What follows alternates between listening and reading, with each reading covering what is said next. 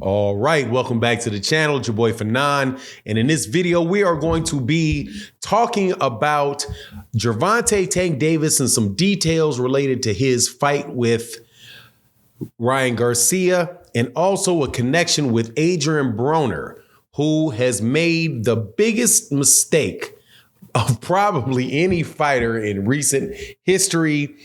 Man, God don't like ugly. Let's talk about that in this video.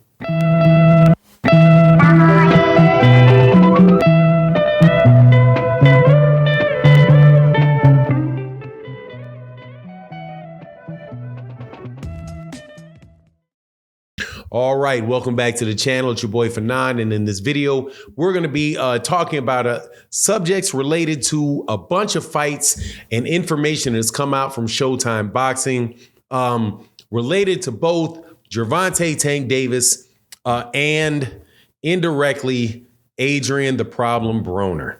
And man, Adrien Broner really, man, you really messed up, man. Now, before I get into that, let me welcome you back to the channel. If you are new to the channel, please accept my invitation to hit the subscribe button, hit the bell icon so you can be notified of when we release more videos. And also, if you're a longtime subscriber and supporter, thank you so much for your continued support. And thank you to everybody that sponsors videos like this and the super thanks. It really is a great way to support content creators that you like. But let's get into this, man. There was an announcement that was made today it was in a Boxing Scene article. Go check it out. Entitled Stephen Espinoza, 9 boxing events in 10 weeks, says we remain committed to the sport. Now, if you do not know executive speak, that is, let me give you the more direct version of it. Stephen Espinoza rubs people's faces in a lot of garbage they were talking about him going out of business, and they're flexing because they got more money. Now, what does that have to do with Gervonta Davis and Ryan Garcia, Gervonta Davis and Adrien Broner? Let me tell you. First and foremost, some details came out about Gervonta Davis and Ryan Garcia. And I'm not going to do a separate video about it, but I'm going to just kind of filter this information in to the video that we're doing. There is no rematch clause for Ryan Garcia in this fight with Gervonta Davis. Gervonta Davis is the only one with a rematch clause.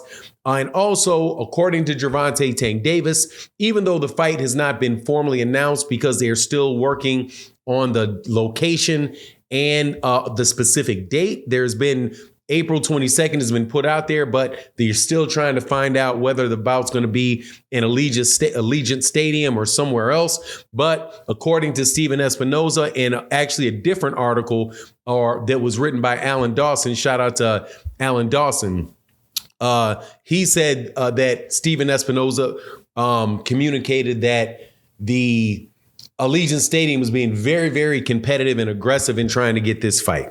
Now, Adrien Broner, this is where I got to kind of connect the dots for you. Adrien Broner, as you know, parted ways with BLK Prime because BLK Prime was not able to get him a fight.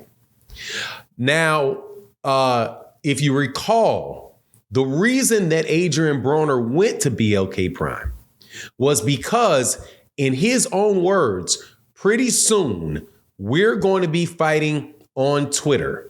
Whole lot of people laughed at the joke. It was really, really funny. All of that good stuff. Very, Adrien Broner's got a great sense of humor. Very, very witty guy. However, the irony of what he said and what the situation is right now cannot be missed.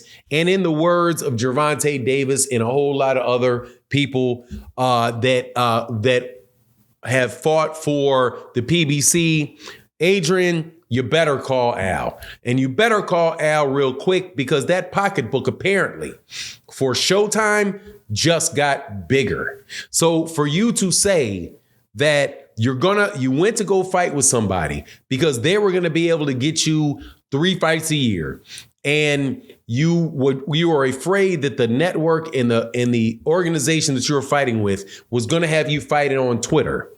But then to have Steven Espinoza just communicate what he communicated, like, again, you better call Al. But let me explain in detail what I mean.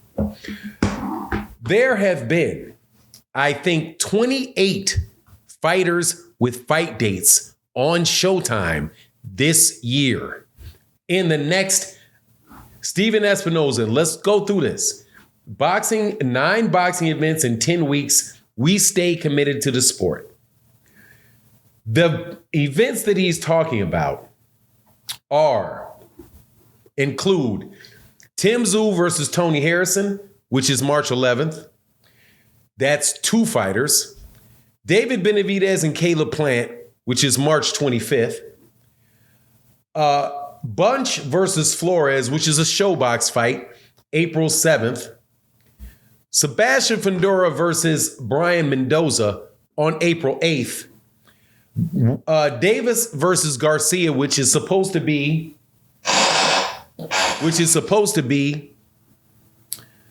April 23rd.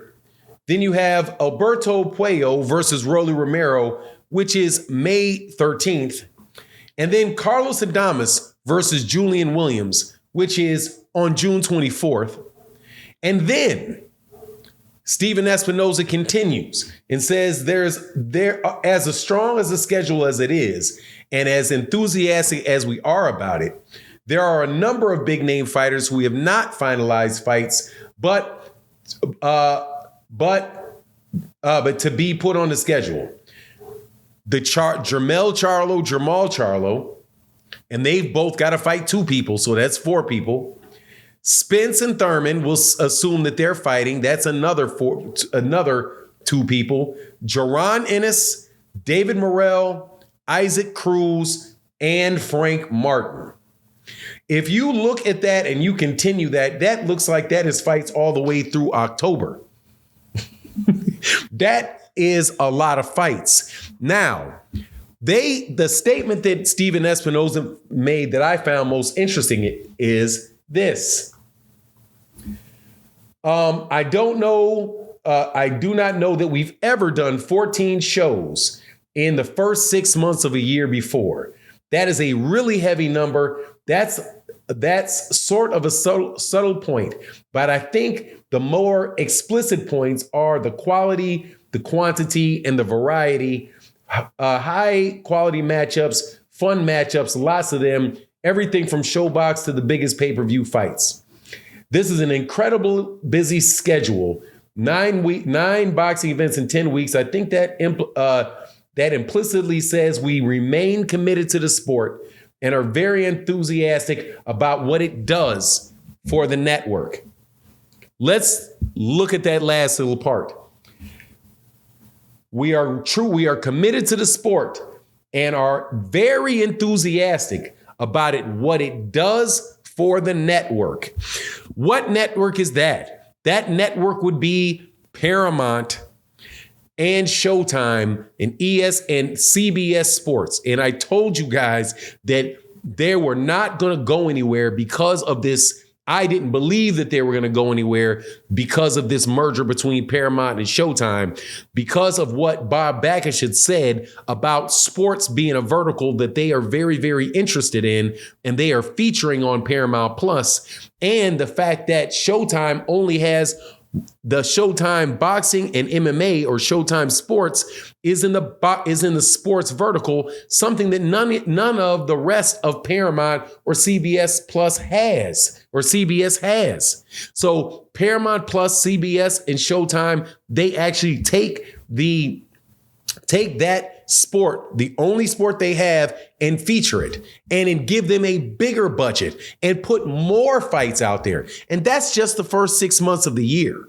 So it's mighty ironic that Adrien Broner decided to go to BLK Prime so he could get fights, because he feared that that they were going to be fighting on Twitter soon. But then the budget apparently goes way up once that merger is complete with Showtime and Paramount. Or I don't know if it's complete. But man, I told you, I don't like ugly. And Adrien Broner, you most definitely need to go call Al and see if you can fix that relationship and get on one of these cards. Anyway, that's my take on the matter. You let me know what you think in the comment section. And with that, I'm out. Deuces.